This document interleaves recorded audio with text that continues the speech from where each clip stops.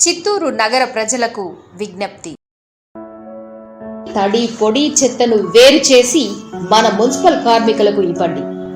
మన నగర పాలక అధికారులు తెలిపిన విధంగా హోమ్ కంపోస్ట్ చేసుకోవచ్చు. కిచెన్ వేస్ట్ లో వచ్చే వేస్ట్ ద్వారా కంపోస్ట్ తయారు చేసి సారవంతమైన ఎరువుగా మార్చి ఇంట్లో మొక్కలకు లేదా నగర పాలక పార్కులకు అందించవచ్చు.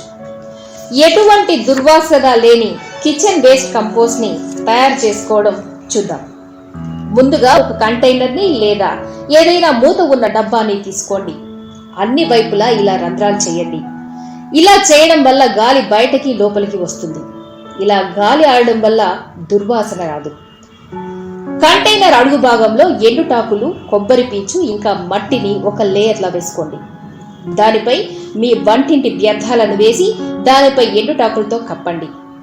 కొద్దిగా పెరుగును వేస్తే పెరుగులోని లాక్టోబాసికల్స్ అనే బ్యాక్టీరియా ఎరువు తయారవడానికి సహాయపడుతుంది.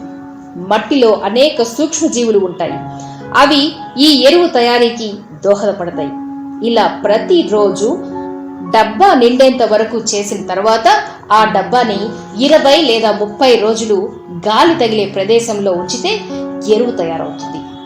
ఇలా చేయడం వలన మన మొక్కలకి ఎలాంటి రసాయనాలు వాడకుండా ఎరువుని తయారు చేసుకోవచ్చు. పర్యావరణాన్ని కాపాడుదాం, చెత్తను సంపదగా మారుద్దాం.